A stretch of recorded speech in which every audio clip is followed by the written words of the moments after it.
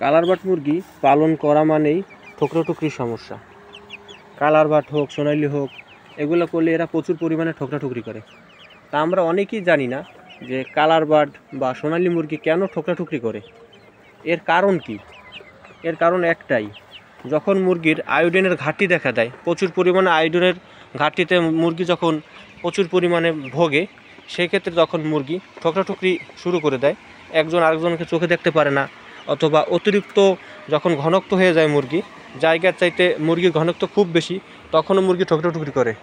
কিন্তু এর থেকে একটাই সমাধান আছে, আয়োডিনযুক্ত লবণ যদি আমরা 2 লিটার পানিতে 1 গ্রাম ব্যবহার করে থাকি, তাহলে আমরা কিছুটা হলে এই ঠোকরাঠুকরির হাত থেকে নিস্তার পাবো।